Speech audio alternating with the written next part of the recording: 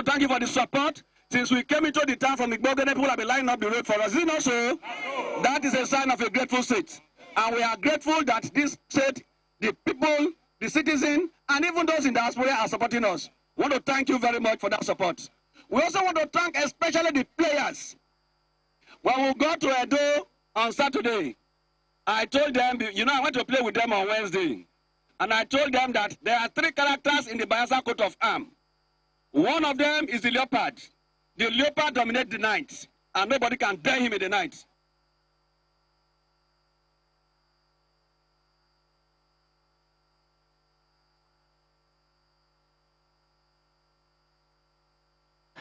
Hello and welcome to Channel Sport on Sunday. It is good to celebrate. It is good to celebrate because when you win, you celebrate. They said winners have fathers, mothers, uncle, brothers, extended relation. But then when you lose, you are on your own. I am Ken Ochonogo. And today, you know, after, I don't know what to say, our outing, I was trying to qualify the outing with certain words, but something told me, Ken, just keep quiet. Just say we went to the Olympics and we are back. It depends on how you look at it, because from both sides of the coin, one looks at the expert that look, okay, since 2008, probably this has been our best outing of a silver and a bronze. So it is good. When you look back at 2016 of a single bronze, and then 2012 that preceded, that it came after 2008, and we had nothing. It was okay, fine. This is better. But then, comparatively, when you look at it compared to other countries, you ask yourself, what are we really celebrating? We should be celebrating the individuals. We should be celebrating the associations that they brought them out. We should be celebrating certain persons who have done certain things right.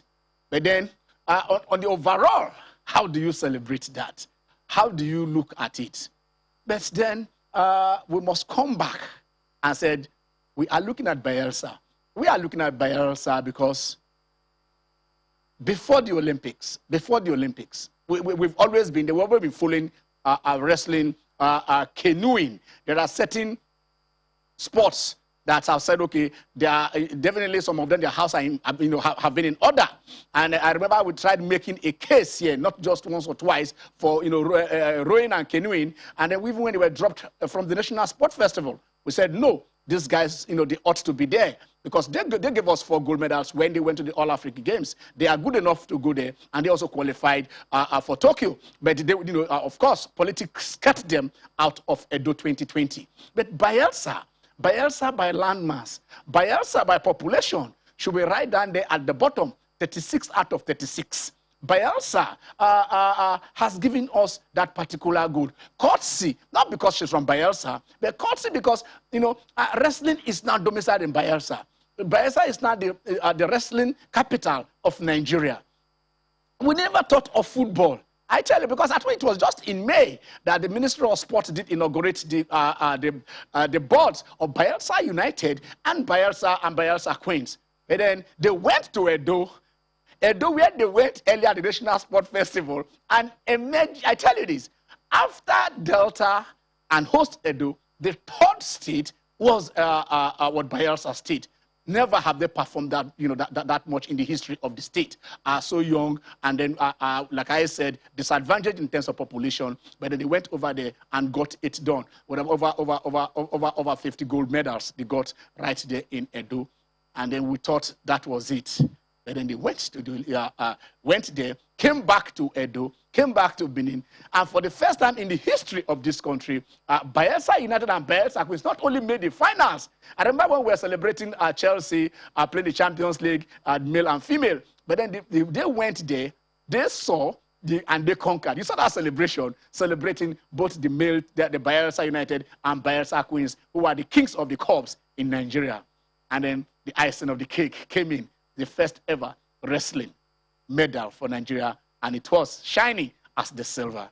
And all this courtesy of man management. So, we shall go to Bayelsa today.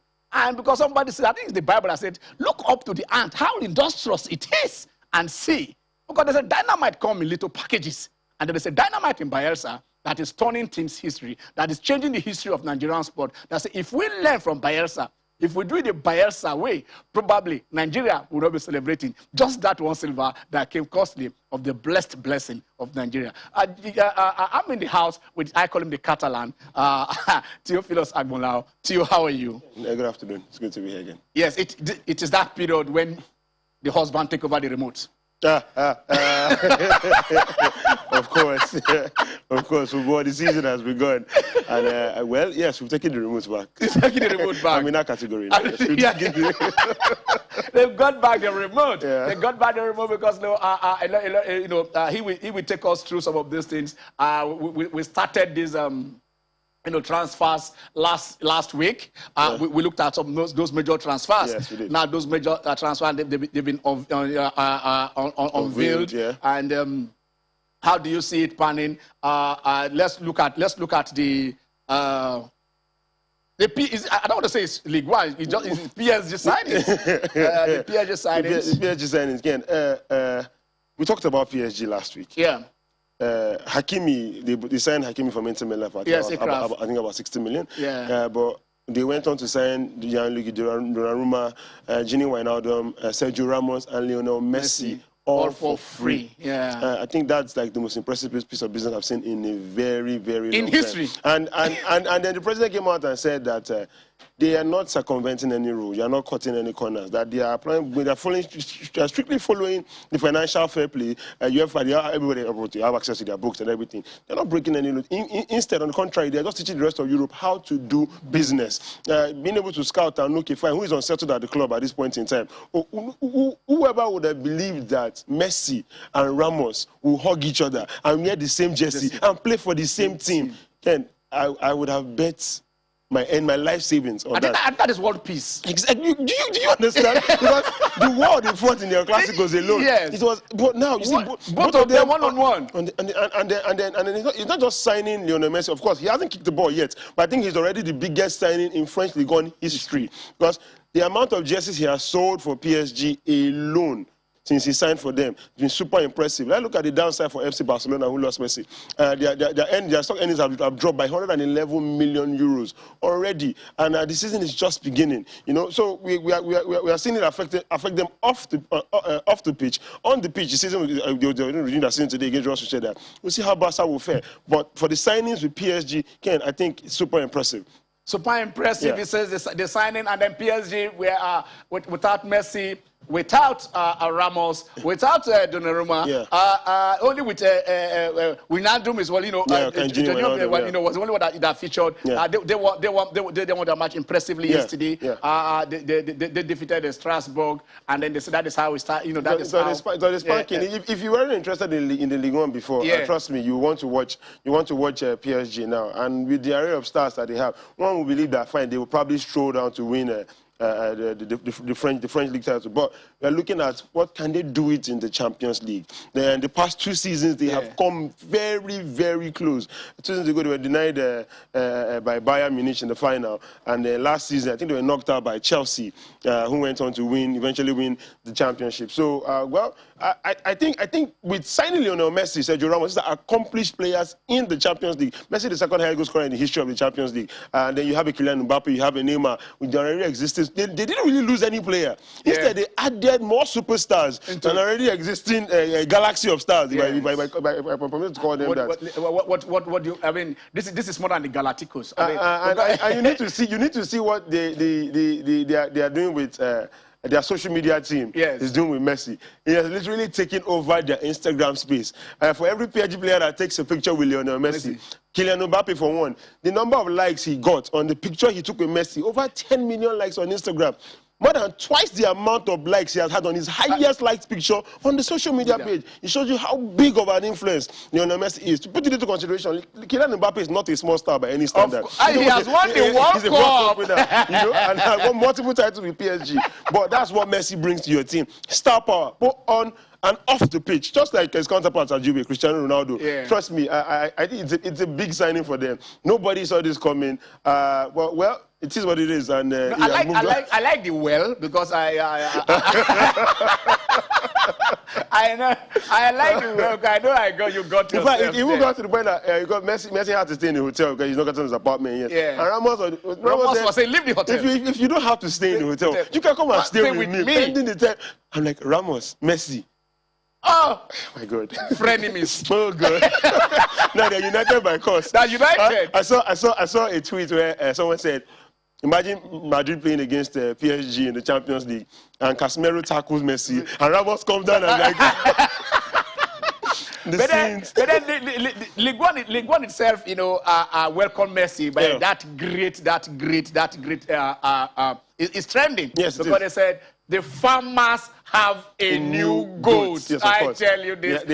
You call them the Farmers League, but they have a new goat. And worldwide, I think the other Parisian fan base, they have serious bragging rights now because they are the team to beat. They are the team to Obviously, anybody that has the Messi in their side, they are the team to beat. And the number of jerseys, so they will just be using him when they want to. It's not every time they want to use him. That's the thing. On strategic matches. He's a superstar. Yeah, and then let's not forget, he's about 35 years old now. So he might not necessarily play all the games, but Lionel Messi. But when the difficult games come in, but he still, even at 34, he had all the best stats in La Liga. Yes, not even La Liga. At the just concluded Copa America, he has all the best stats. The best player of the league, highest goal scorer of the tournament. Yeah. I mean, it's Lionel Messi, and he's now going to be playing alongside Neymar and Kylian Mbappe. Okay, that is what it is. So let us go to England. Because in England, I mean, the signings were just a peak. It's not like the rush they normally do before. 100 million for Grealish. That goes to Man City. Yeah. 97.5 million for Lukaku. That goes to Chelsea. Yes. 73 million for Sancho. That goes to Manchester United. 50 million for Ben White. That goes to Arsenal. Some Ben Black, but then they're done with them. So Rafael Varane as well. Varane, he was unveiled yesterday. Yes. He was unveiled yesterday by Manchester United. And then what an unveiling it is, walking into Old Trafford the first time they have a full house. He's a superstar and he's used to that, but I think he must have had goosebumps yesterday. Of course. It's a theater of dreams after all. And his dreams are coming true. His dreams are coming true, yeah. A multiple Champions League winner with Real Madrid, a World Cup winner with France. That's talking about Rafael Varane. But yeah, on the screen you have Jack. But that is the costliest English player of all time now. Yes, Jack Grealish, signing from Aston Villa to join Pep Guardiola at Manchester City. Manchester City, sorry. And you want to believe that with what he plays, well, I feel it's quite expensive. I, for one, think Jack Grealish, 100 million, but that's what the market has turned into. And then it's Manchester City. They can literally afford to pay money for almost any player, But yes, you have Romelu Lukaku on your screen right now. Didier Drogba tweeted saying that he is very happy that Lukaku has come back home. Yeah. He has come back home. It's written in the stars. And someone says he can't wait. I was talking to a colleague this morning, and he said he can't wait for the game between Chelsea and Arsenal.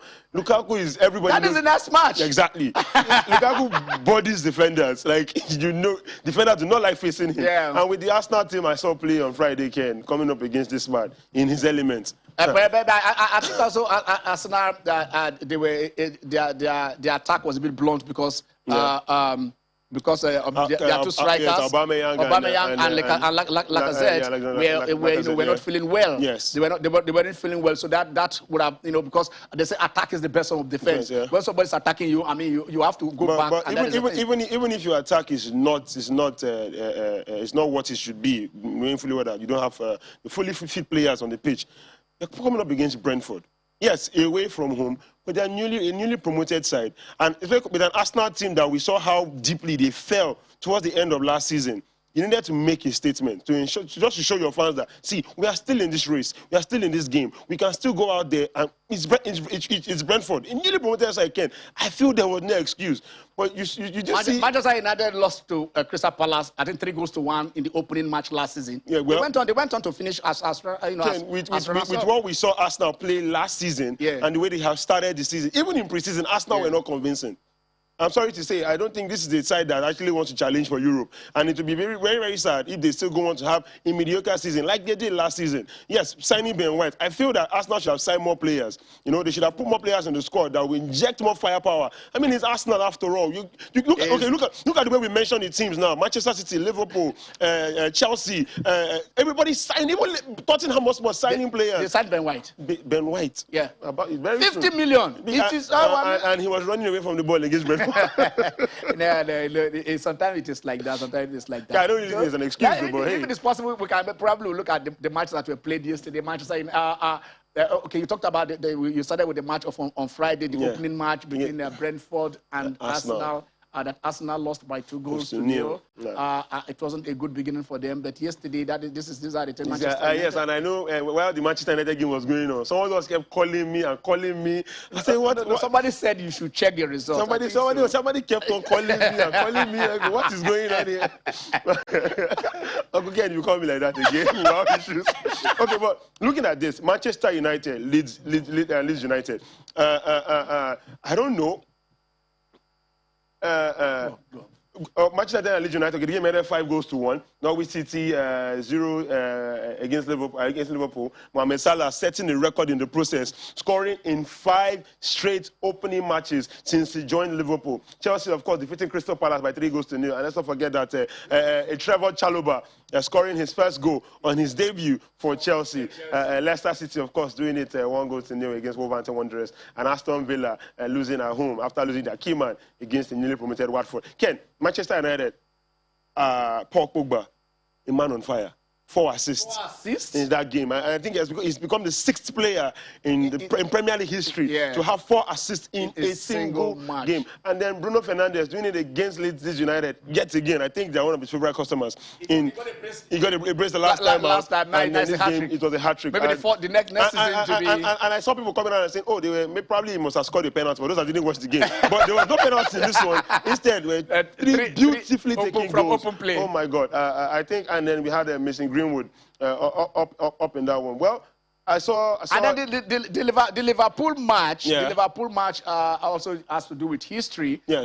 Because I said that Mo Salah scoring 5 straight opening matches. The first man in the history of the league. Yeah. Well, obviously, ever since he moved to Liverpool, to the Messi side, we know it's not been a fluke.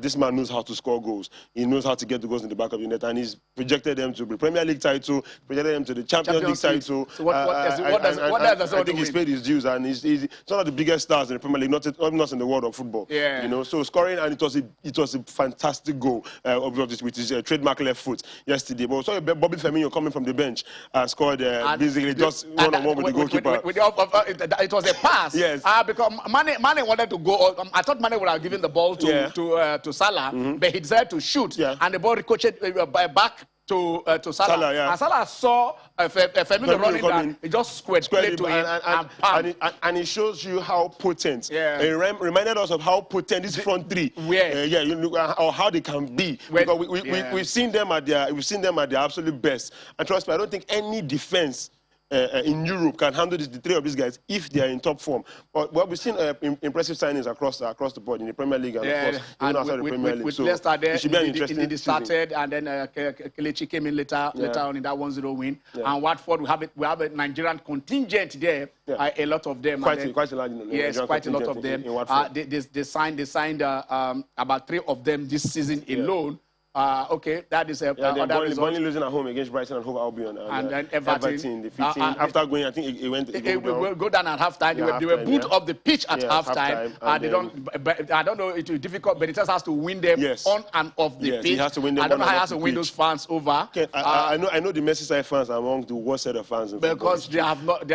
In fact, some of the children, kids that have been interviewed, they say I still don't like him. Exactly. These are children, not the adults. Children. Some of them. But that's what happens when you cross the divide between Liverpool and very few players have done it and have had even coaches have done it. But even when he left Liverpool and went to Chelsea, there, he said because Chelsea was a small club. And the Chelsea fans didn't like him. He won them the Europa.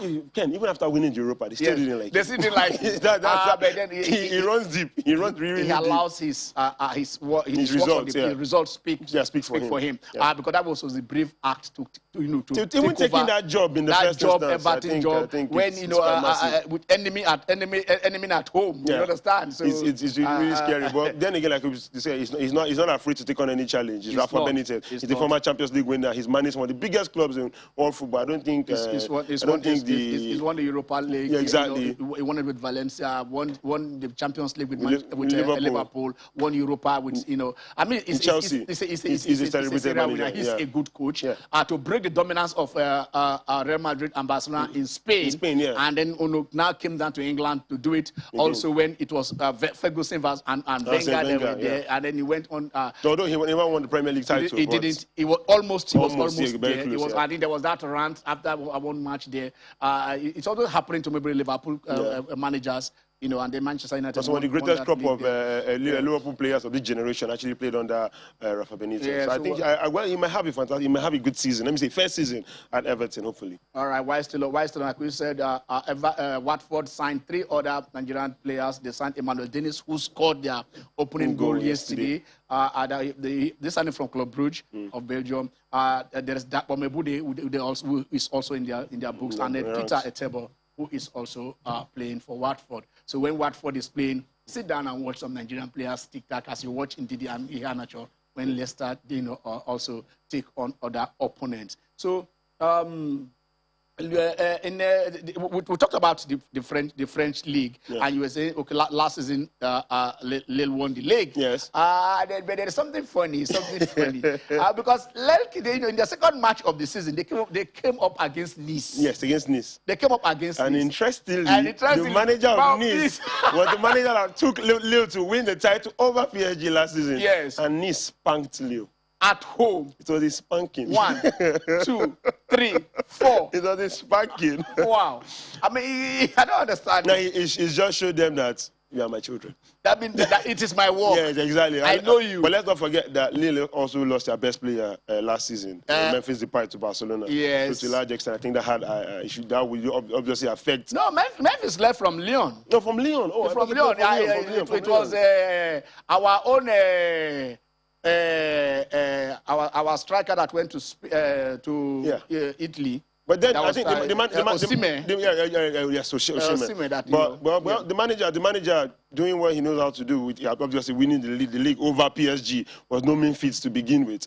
So beating his former side, I think is one you have to recognize. I don't like things like that. Why, Ken? That was when because some guy he would think now that he has arrived. Last season, of course he won the league with them. It was like remember when Mourinho went to Manchester United last season, and I think it was it 6-2 or something. Yeah. That is they will start Ole. Yeah. But I don't know that at least Ole finished ahead. So let's say he has bragging rights for now. After Mourinho did it, we know how he went and you know how he talks anyway. Right. So I think the coach has bragging rights. Okay, we'll look at, because today we said we are going to look at the Bayelsa, the success in Bayelsa. Yeah. We're still trying to see if we can get hooked and get right there to Bayelsa when the road is free. Because we want to talk to the guy who has transformed his ministry, as it were, and also transform his federation, and also. So I think I'm being told that yes, we are almost through to Bayelsa now, where we can move on there and see if we can get in contact with Daniel Igali. All right. Can we go to Bayelsa? Hello, Honorable Igali. Are we through to you? Oh. Yes. Can you hear me? Yes, well, clear, and I can see your smile. I can see your smile. I don't know. Of course, we've talked a lot on this show. We've discussed sports on this show. We discussed something even out of your federation, and then, but something I don't know how this is, because it's like a deluge of success, and then. Maybe we can learn one or two things, because we want to keep you captive, if I can use that word, on this show today and discuss a lot of things. First of all, we on Channel Sport on Sunday want to congratulate you for what things have been done under your watch as head of the, first of all, as the head of the Federation of Wrestling, and also as the caretaker boss. Our first silver medal in wrestling, our best outing in Tokyo came courtesy of your word. Congratulations. You took Bayelsa State Traditional Sport Festival. You came in third. Against the bigger states, the most popular states, and everywhere, you got that achieved. And I don't know how you did this. Because it was just in May that you did inaugurate the board for Bayelsa United and Bayelsa Queens, and then Bayelsa United, and the first time in the history of this country, won both the ITO Cup for male and female unprecedented. Congratulations, Honorable Igali. Thank you very much for all the kind words. And I can't say enough about the successes we have had without attributing it to the governor of the state. Governor Doyediri, who himself was a former commissioner for youth and sports, understands the politics of sports first and foremost, but also understands what we can do with sports to harness the potentialities of the youth in this state. And so he has been our #1 supporter. He has done everything we have required of him. And my direct supervisor is the Deputy Governor, Senator Lawrence Erijapo.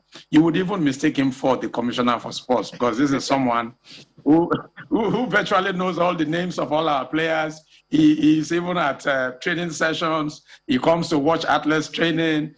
He knows virtually all our top athletes and is inside the room where we plan on how to achieve success with our sports. So I think it's teamwork. The Director of Sports, of course, is a very hardworking, intelligent former athlete. The Permanent Secretary is also a former athlete. Everyone within the circles are athletes. The Bayelsa Queens chairman, Bayelsa United chairman, the board members are all, they're not just politicians. These are athletes to the core or sympathizers of sports. So we work very closely together, but the funding has been key to us achieving some of the things we have modestly achieved this year. Yes, we will come to that because one, I want to look at your management style. Funding, like you said, funding has been key. We shall take a look at certain things that we have here. I promised them here some weeks back that the documents on how the Great Britain, Team GB, has been doing their funding. Immediately after 2012, they came out with how they were going to fund 2016. And then, we've done this out of fund 2020. Even after 2020, they have already come out with how they are going to fund 2024. So each of the sports already know what they want to do. But then, let us look at it. How has funding been, for Bayelsa? And then, because here there are two things. I don't know where to push you first or how to get you down. But before we go to Bayelsa, how has funding been for wrestling that got us the gold, the silver in Tokyo? Because the kind of document, what we have here, in wrestling, what we have here in wrestling about for Team Great Britain in 2012, about 1.4 million pounds was budgeted for wrestling. You remember 2 of us here, we looked at it. We looked at the Canadian budget and also the South African budget, which we brought out a few months ago on this show. How has budget here then been for wrestling? We shall take a look at other sport, but for wrestling now, how has the budget been? We got something like 7 million, if I can remember, or was it more than that? I don't know.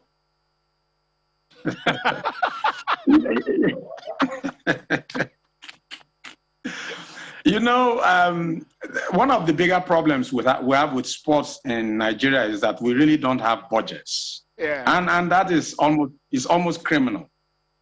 For instance, as a wrestling federation, I don't have a budget for this year. I don't have a budget for next year. What I do as the president of the federation is to, on a user-based perspective, send a request to the ministry or to the minister. So, for instance, now we have the World Championships coming up in 2 months. So I have to now send to the minister that I want to go with 3 athletes, a coach, a secretary, and a president. And that we're going to also have a camp a month before the competition. And if it is approved, then we go ahead with it. If it is not approved, then we forget it. So you can't even plan.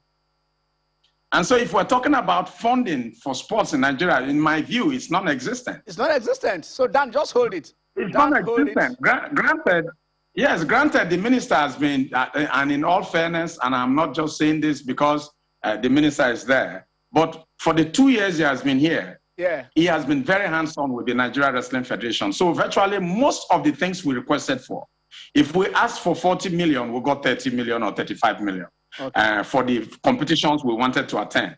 But we can't be doing things at a whim.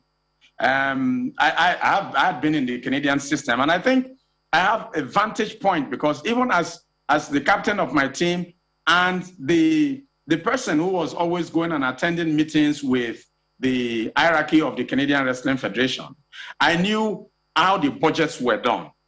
I was also on the Canadian Athletes Council, which is almost like the athletes version of the NOC or the Olympic Committee.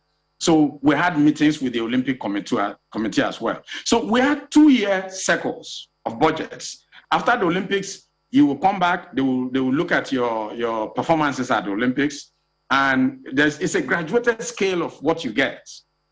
So if you did well, if you met the threshold that you had the last year, you will have a budget for 2 years. All right. Then after 2 years, you go and defend.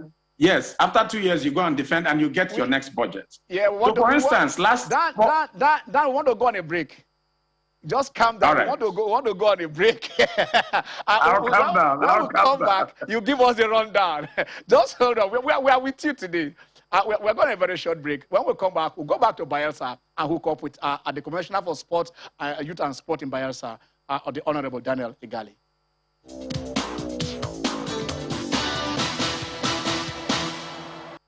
Okay, welcome. You welcome back. We still have today an expose. We are trying to see if we can get at why one man is succeeding. Because every time we come out, we talk about mystery. Every time but now we have a shining light. We see if we can, tap out of that. Daniel Igali wrestled for Nigeria, wrestled for Canada, won the Olympic gold. He's an Olympic gold medalist.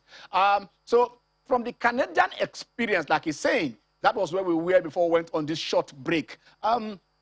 What are we supposed to learn from Canada, which you are probably part of mini that you are doing in the mini Nigeria called Bayelsa? Let's take it up from where you stopped. You were saying if you go for a tournament, because that's the same to the document we have here, what the Great Britain is doing, if you come back, they increase. If you perform according to your expectation, if you meet your target, they increase your budget. If you don't, they bring you down. So let's see. You are giving us the Canadian experience before we went on a short break. Can we continue from the Honorable Igali? Thank you and welcome back again. Yeah. Like I was saying, so there are 2 yearly cycles, and once you meet your targets, you even know what you will get for the next 2 years. Yeah. So like a federation like mine would now be able to sit down to say, okay, our budget this year and next year is maybe on a yearly basis is $2 million. So we will have our plan for the whole year. Our strategic plan for the 2 years and then the 4 years will be there. Of course, you have that long-term 8-10-year plan too that is in place based on your funding models. So that is what happens in those countries. This year, for instance, the United States budget for wrestling is $15 million. It was $15 million also last year. Yeah. And they won 3 gold medals at the Olympics. So for sure, their budget going into the next 2 years is going to be more, because at the last Olympics, they only won 1 gold medal. Here, they have 3 gold medals at these Olympics. Actually, they have 4 gold medals at these Olympics. So $15 million might end up being over $20 million for the next 2 years. And I think that is what Nigeria needs to start looking at. Yes, the government also only brings in a portion of those funds. The NOC is critical. The NOC brings in about 40% of those funds through sponsorships, because you have those almighty 5 rings. The NOC is in possession of those rings, the Olympic rings, and that is what you use as leverage to get funding. Like I said, I was an athlete on the Canadian Olympic Committee. Yeah. So, yes, Athletes Council on the Canadian Olympic Committee. So I knew how that worked too. The Canadian Olympic Committee does not negotiate for only 4-year cycles. They always negotiate for 8-year cycles. And then, 8 years. And the sponsorship money will be graduated. So if, for instance, and you can't come and fund a Canadian Olympic Committee for less than $5 million. Everybody that is involved with them you're talking at from $5 million upwards. So let's say we're going to the Olympics, and this is a kit manufacturing company that wants to have a relationship with, for instance, the Nigerian Olympic Committee. The company, let's say, is Puma. Puma will supply everything for all the athletes, everything. And a normal Canadian athlete will be going home with about 2 full bags of different assortments of material that you wear. Your breakfast one is different, your lunch is different, your dinner is different, what you wear out is different. They won't be washing it after use. I don't know about that washing thing. I have my own views about those things. Sometimes we shouldn't be ridiculing our country too, but that's a discussion for another day. So now you have Puma sponsoring the country. Yeah. They give you all that, like everything for free, and then they will pay maybe another $8 million on top for the athletes wearing their kits. Their kits. You know, and I think that is where we need to get to. We're buying, Nigeria of 200 million people should not be buying kits for our athletes to wear at the Olympics. Never. We should be looking at having somebody kitting us and giving us another $5 million on top of that as gratitude for wearing their kits for a worldwide audience. So those are the things that I think we need to start looking at. I know it's tough, and I've mentioned to you in private and in public that we may be talking about the government, but right now, the government is funding 100% of sports. Where is the private sector? Where is the private sector? The private sector is non-existent. The private sector thinks it's the responsibility of government alone to fund sports. And until the private sector comes to play, yes, we are going to have the same issues because we don't have, yes, we have MTEF documents. I was also a legislator here, so I know, where you have 2-year plans. Yes. So we can still, in our budgets, start looking at the MTEF documents, the medium-term documents, and be putting our budgets that way. So, for instance, a year out to the Olympics, we can start having those funds this year so that athletes can be preparing, can be training, can be going to competitions, and it will not affect us when we talk about next year that budget hasn't been passed. Okay. So we can start doing that. Yes, we can start doing that. But like I said, I have this set of documents here, which I promised our guys before. In 2012, Team Great Britain spent 3.1 million for archery. They spent 3.1 million for archery. The following year in 2016. And how much is that in naira? Do you have your calculator, Honorable Igali? Okay, in 2012 they spent 3.1 million. I will come to this on where in 2016 they spent 4.4 million. Then in 2020 they spent 1.2 million. It came down. But I tell you, in 2024 they are going to spend 2.1 million, which means it is not ad hoc. It is not, we are, like you said, okay, we are going for this competition right for funds that they can release. They have already budgeted what they are going to spend for 2024, and that is how it is for all the sports. All. From archery to athletics, badminton, boxing, canoeing. I have all the figures from 2012, 2016, 2020, and 2024. Now, right now, you have because let me ask you this: you've been a legislator. You've been a two-time commissioner, back-to-back governors. You know, I give you that privilege based on what you have performed. Do the commissioners of sports, do you meet? Is there a forum for commissioners for sports in Nigeria where you meet, and then these ideas that you have, that you are not reading from the book and it's coming out from experience, from what you have experienced, have you put these things to them to say, this is how it is done in Canada, this is how it is done in UK, this is how it is done, can we do it here? Have you had the opportunity or privilege of doing this? Well, I think we have a forum that is a bit moribund. It's not working as it should. It's more on Facebook and WhatsApp. We do communicate, but I think it needs to be a bit more active. But let us not mix up the issues also. I don't think I am saying that you should give Nigeria Wrestling Federation $15 million a year. That is ridiculous. Yeah. Because our budget is also not anywhere close to what the United States has. So how about maybe 10%? How about 10% of what countries like that have? Yeah.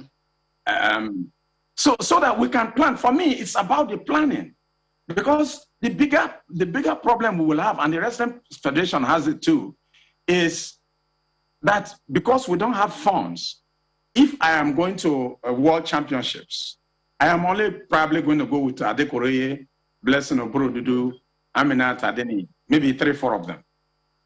But in another 3, 4, 5 years, these guys are not going to be there. So, for instance, over the past 3, 4 years, we have never taken any athlete to the African Cadet Wrestling Championships. Yes. We have not taken to the Junior Championships, and none to the World Championships or to the Cadet Junior Championships at the world level. That is where you need to start grooming them. But when we talk about all these funds, we are mentioning South Africa, England, and all of them. Look at the irony of it all. We still buy the same tickets that they buy to go to competitions. We still pay the same affiliation dues that Britain pays, for instance. When we get to a competition, we still, the wrestling mat that is now about $18 million for one is the same, $18,000 for one mat is the same $18,000 that Britain also uses to buy. So yes, I can say because of our financial situation, let's look at 10%. But that 10% essentially means that if Britain is going to 10 competitions a year, I will be going to 1 a year. And I will be expected to compete at the same level with Great Britain. I'll be expected to compete at the same level with Russia that has an oil oligarch funding them. In 2012, every gold medalist in Russia in wrestling got $1 million for gold from a private person, not government. You know, as I am talking to you, in India and us were at par. We were at par. But right now, because Tata Motors has started funding them between $3 to $5 million, at the Cadet World Championships this year, India won overall team title. Do you know the implication of that? That in 4 or 5 years, you have young athletes who have at the world level are world beaters, and so they are expected to graduate to the senior level and compete favorably. So watch out for India in 4 years, 5 years. These 16, 17-year-old kids will be 20, 21, 22. And Nigeria will not be able to compete with them because we can't send one to those competitions because of funding. And when we are talking about these things, it's not the minister. Sometimes I feel the ministers are just put there and made to fail. What does the minister do? He comes and meets. Yes, they're made to fail. He comes and meets this paltry budget. Dan, on this show, we have had cause to look at the budget of the Ministry of Youth and Sports. And the youth aspect of that sport gobbles almost 90% of the budget that is meant for youth and sport. The other you separate it, other sport goes on its own way. So you have a minister of sport with his own budget, than to lump it up as youth and sport, use the money, the money is going to NYC, the money is going to somewhere else, and just a tiny bit of it is coming to sport. But then I don't know, I did a little scoop on you, I hope you don't mind. There is something you do in Bayelsa every last Thursday. I don't know if it is possible. Let's see what this man does. It's like he goes every Thursday, what he does, every last Thursday of the month, he motivates. They said, when ordinary men, it takes motivation for ordinary men to do extraordinary things. And that is what he does. This is his style. He celebrates the birthdays of every member of his ministry on that month, on the last Thursday of the month. If it is possible, let us see if we can see any of those birthdays that he does. I hope you don't mind. We did a little bit of scoop on you. Can we just see that? These are the things he does to motivate his staff. Every member of Bayelsa State Ministry of Sports and all that, and those who assist them in the state, they give them honor, they give them award, and then and this is it. They sing happy birthday song for them. And it is not, it is, so look at them, look at, so when they go out to, like, that is a birthday kid, that's a birthday for, for the staff. I don't know, I hope we can be replicating this everywhere, make your staff happy, they will give their best, motivate them with the little things. Be on first name basis with them. Remember their birthdays, celebrate them, and those are you are there with the kids there. I know you'll be wondering how we got these things, but we got these things and see how these things can be done. And that is the humble minister, commissioner for sports in his state, turning Bayelsa into a sports heaven for Nigeria. So the next one is on Thursday. I don't know, my birthday comes. Can I come to Bayelsa? Dan, can I come to Bayelsa? You can come to Bayelsa. You can come to Bayelsa, but it's not only the birthdays we do. Yeah. What we have done now is that we also have the athlete of the month, the coach of the month. Okay. Athlete is both male and female athletes of the month. So there is internal rivalry within associations, and we have different parameters to choose who the athlete of the month is and who the coach of the month is. Initially, in September last year, when I was just in my second tenure, I was 1 month old and we started this. We had a committee that went ahead and chose the athletes of the year, month, and coach of the month. And we have an employee of the quarter. So every 3 months, we have an employee of the quarter. And then every 6 months, we also celebrate retirees. So if you are retiring from the sports council or from the ministry, we also involve you in the celebrations. Wow. But we found that people were not as interested because it's a committee that was choosing this coach and athlete of the month. So we now opened it up to everybody, every staff to vote. Wow. So September, we had 60 people come out. Now, every month, we have over 500 people there because they want to vote for their choice of coach of the month, athlete of the month, male and female, and employee of the quarter. Wow. And it has just brought in so much competition, though healthy rivalry within the sports ministry. Okay. Let us look at, I know, how has funding been? I think you're a bit lucky, like you said. You can articulate your thoughts. You can, articulate your vision, and then you have a governor who has been the commissioner who has handled that particular ministry, a deputy governor who also assists you. But how has funding been? I know you also go outside because you are doing funding for your state, you are doing funding for your federation, you interact with some of the governors and get all this. I remember the last time also when you tried to get the mat for the chairman of the wrestling board for Kwara, when I had this show with you and himself here. So how has funding been? And like you said, how do we tackle this funding issue that we have in our sports, try to convince the private sector to come and help? How do we go about it? Well, funding for Bayelsa, I think, is still the same thing as funding in any other state. The budget comes and you try to go along with your budget. Of course, you have to prioritize which of the sports that you want to give a bit more attention to. And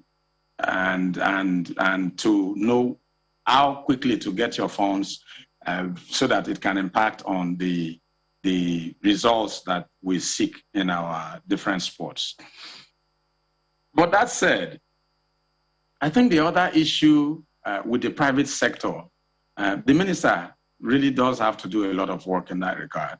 I see that Nigerians are really, really passionate. Sometimes when you are in the thick of it, you don't even know how involved Nigerians are until you get back. I remember coming back from the Olympics, And virtually everybody I met in the airport who recognized me would speak about Adekore. That they had so much hopes. They felt that was a gold medal loss. Everywhere, in fact, there was an immigration official that was even crying that Adekore was not able to win the gold medal we all expected. And then he hit me. I said, you know, when you are doing these things, you don't even know if people observe. You don't even think that they know. Everybody is going ahead with their businesses and trying to feed their families. So they may care less, is what you think. But virtually every Nigerian is glued to their television sets and radio sets and on social media and monitoring these things, knowing the people who can do well for us. So now, why are we not financially invested in our athletes? Why are corporations not financially invested in our athletes?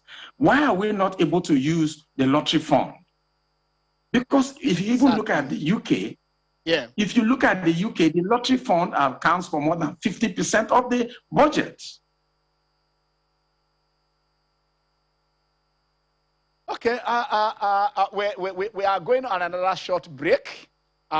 When we come back, Dan, we'll just round up this discussion. Stay with us.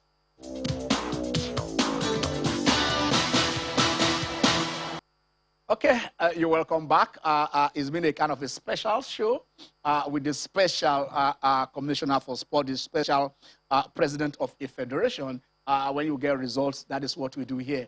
We celebrate it, but then it is not just a celebration. It is a knowledge-driven show that we are trying to do today. We are going to take calls. You can have calls in this last segment.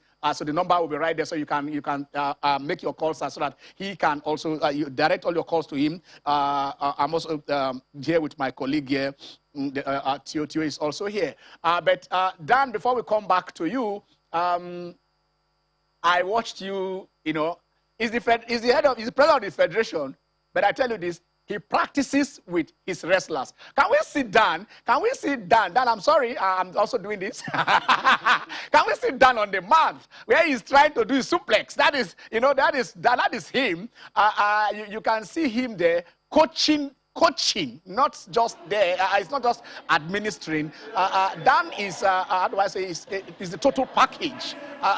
You can see him. He will teach them how to turn, how to, you know, go over there, say, okay, we start seeing all those things.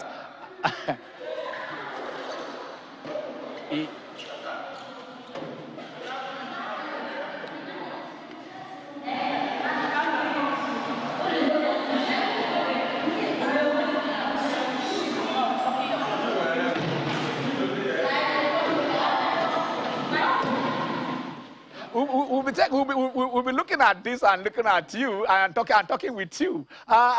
You seem to be so comfortable on the mat. But then we have Suleiman trying to call you from Abuja. Let's listen to Suleiman. Hello, Suleiman. Good afternoon once again. Yeah, good afternoon. You are doing a good job. And those have been said the last 2 weeks that we are expecting a gold medal or medal from the wrestling. Yes. But thank God they did disappoint us. And I would like to congratulate Mr. Dan Igali. Yeah. He has the achievement today. I think he has been doing it for the past 8 to 10 years. And that's the result we are seeing today. I remember when I went to Abuja, when I went to National Stadium, one of the Saturdays for workout, I saw some of the athletes there. Never knew that they're going to be Olympic champions today. I mean, Olympic medalists today. Yeah. It shows how commitment he is. I want other federations to borrow a leave, to leave all ego and come to ask him, how have you been doing it with the resources we have? And come to think of it, wrestling is one of the least sports that people have interest in Nigeria. Yes. And if a Dan Igali can make wrestling today as one of the best in the country, I think other people need to go a leave, need to ask questions. How are you doing with the resources? We are in Nigeria. It's not from another country. It's not from another country. It's the same country we are. So I think, and if he can also write a book for us, that this is how he's doing it, I think it's going to be good. Okay. Thank you once again. All right. Thank you. Dan, he's saying, can you do your memos?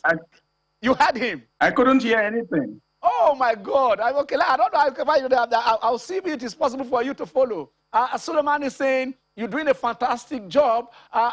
Maybe others, like we said, you can share your ideas with your colleagues on how you are doing it in the Bayelsa story. But then he said, when are you going to put this thing down? Are you going to write a memo? Are you going to write a book on this is how to go in sports management? Then you are educated. It's not just like whatever it is. I mean, you studied these things and you did it. Are we getting a book from you on the way forward? The book, not a book. Are we getting the book? You know, you to pass on knowledge, you have to put it down in words anyway. So yeah. I haven't started yet. What I have now is a bit more of my earlier years, the Olympic journey. That's what I have. But I think now that I've been in the lawmaking for 8 years and I'm more in government, I think I need to put something down beginning next year so that the memories stay fresh and they can impact on other people as well. But you know, a lot of our commissioners and sports administrators have very brilliant ideas. A lot of times it's just the funding issues that make it appear as if they are not getting the results that they ought to have. So I just wanted to say that before we move on, to make it appear as if I have all these ideas and things are working. Because Dan, I want to see. If my governor was not supporting me the way he does, if my deputy governor was not as supportive, if I didn't have a group working with me the way they do, I'd be there and people would say, Olympic champion, look at him, what is he doing there? Okay, your governor and your deputy governor have been supporting you, and then of course you came in from the legislative area. But then let's go to. I want to take a call from Endurance. It's calling us from Agbo. Maybe I don't know why you are not hearing it, but if you hear, fine. If you're not, I should be able to tell you what they see. Okay, Endurance, how are you? I'm fine. Good afternoon. Good afternoon. Okay. Okay. I'm fine. Yeah. Oh, yeah, go on, Endurance. Daniel is hearing you now. Go on. Okay. Mr. Daniel, sincerely, I want to say a very big thank you for a job well done. Thank you. Okay. Is that all? No, Mr. Daniel, you see, sincerely speaking, this is a clear state that Nigeria can make it. You have done a great job in the sport industry in Bayelsa State and Nigeria at large. I'm so very delighted. I want you to keep it up and try to coach other people. Nigeria, we can make it in every aspect. There are so much jobless in the country, but with sport, we can elevate poverty. There's so much money in sport. I don't know why Nigerian governments are just moving out of sport. We can do it. We can make it. I'm a passionate youth. We can make it. Let's involve other stakeholders, the private sectors, and the rest. Like the other guys spoke from Abuja, write a book, and let's move ahead. We can make this country. The white cannot do it for us. It's only we that can do it. Thank you very much. All right. Thank you, Endurance. Now the call continues. Write the book down. Yes. No. I think it's. In fact, that's why sometimes it's good to get on these programs, because I had not thought about it. But I think now that this has come out, every day I'll start writing my diaries. I'll start getting everything down so that we can, we can put this book down. Yeah, and I thank him. I thank him for the call. Yes, because when the memory is still fresh, and you are putting in your diary, it is when you go back, it is just a kind of getting it done. Now, I want to ask you this: what effort will you make? Because after Dan, after the governor, there might be a pharaoh that doesn't know Moses. What is the continuum? What structures are you going to put down in Bayelsa and also in Wrestling Federation? That also you find this is the template left behind by Daniel Igali, so that those who come in, after you, won't have to now face this ad hocism that is keeping us where we are. We're looking at a Sports Development Trust Fund now. It's a bill. I want to take it to ESCO so that we can pass it and then get it to the Assembly and it can be passed into law. So we can have some funds statutorily going to sports development. That way, this perennial issue of looking for funds all the time it will still be there, but it may be better if we have a development fund where monies are coming from different sources, including our IGR. So I'm working on that. I think the template is already, the draft is ready. This week we'll go over it, and then I'll be able to present it to ESCO next week. And if it's passed, we will get it passed at the assembly level. Okay. But having said that, hold on. Gift is calling. I want to talk to you from Rivers. Hello, Gift. Yeah. Good afternoon, my honorable presenter, sir, and good afternoon, our most knowledgeable, adorable, treasurable coach, Honorable Daniel Igali. I appreciate you so much. Though 2013, I was really in National Institute for Sports in Lagos.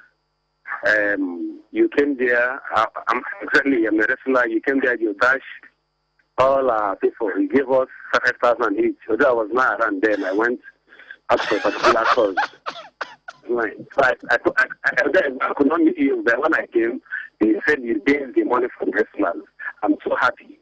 I was so happy that I didn't see you until, I think, not until a few days ago when you announced shown, and so I so much appreciate that. I've never forgotten. I'm in Bonny right now in River State. I'm watching channels. This is my station, favorite station. I appreciate everything you've done. Oh, wow. Thank you. So I keep it up. May God bless you and bless you and bless you more and more, sir. Dan.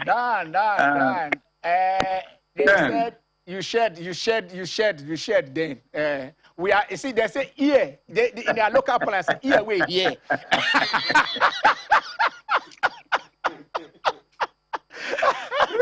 You don't tell, did you hear 2013? 2013. That was 8 years back, so here, we here. So my own will be times 8. Then Ken, can I say something? Go ahead. It's your show. Go ahead.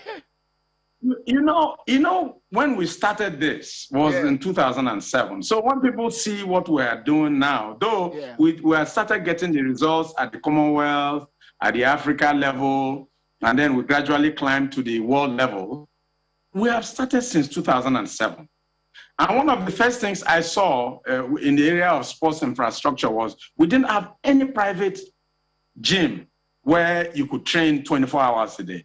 So I started investing in one. And by 2013, I had gotten my wrestling gym already built, completely furnished with wrestling mat and everything. And then the other thing I found was also accommodation. We didn't have accommodation for athletes. So even while my national team will come to the wrestling gym and we'll be training there, we'll be going and staying in hotels. And you know what happens in hotels? Different characters come there. So I'm always not comfortable when athletes are staying in hotels. So I started investing again in another apartment complex. So right now I have an 18-bedroom apartment complex. We have spent way over 100 million on these projects. So my athletes now can come and train year-round. And I've opened it up to our athletes. And it's not only when we have competitions that we're going to start having camps. The next thing I am doing is to ensure that I fundraise to have funds that we will invest so that we can be getting between 2-3 million every month to run that project. So we may not even be going to government for funds. Once you get that, then you can even start having people coming to train with you. If I show you letters from Germany, from Canada, from Australia, from the United States, of young men and women who want to come and train in Bayelsa, you'll be surprised. So this thing can be done here. When they hear you have an Olympic champion, a world champion, and he is the one in charge of that gym, and there's an accommodation complex, there's a wrestling gym, you come down from your accommodation complex, you are going straight to the gym, you are going back up to eat. So everything is set. So the issue of this, our foreign training, foreign this, foreign that, wrestling has shown, because all my athletes are in Nigeria, we train here. Nobody is based abroad. And we have been able to do it. Dan, we have 2 minutes, and I must ask you this. I will forgive myself if I don't ask you this question. You won the gold for Canada. Compare how Canada treats you as an Olympic gold medalist and how we treat our own athletes before try it, Dan, please. I don't know if I want to compare. Come on, we have to try and show appreciation to our athletes. I mean, Blessing Oborodudu came here. I have to tell you, it was a private jet from Lagos down to Bayelsa. The whole of Bayelsa was there to receive her. The governor tomorrow is going to officially receive Blessing Oborodudu. I don't know what he has in store for her, but I'm sure just that adulation, that sense of responsibility, that showing of love to her, I think is enough. I don't want to talk about Canada. Canada did theirs for me. What I want to do is what we can do for our athletes. And so far, the Bayelsa state government has done extremely well. The minister has been so supportive of everything we've done. And I think if we can have a lot more people doing that, and if the corporate world, individuals key in and take ownership of sports in Nigeria, I don't think we'll have problems, because we can grow our homegrown athletes to be world beaters as well. Well, that is where we drop it. We always come for you. We always have you. And I know you always have time for us. Thank you, Dan, for being part of the show. Thank you very much for having me on. All right. Theo, this is where this... Comparative advantage. Work on it and you excel. Find where you have comparative advantage. Work on it. We shall do that on how each country excelled in different sports. I'm Ken Ochonogo. Have a blessed Sunday.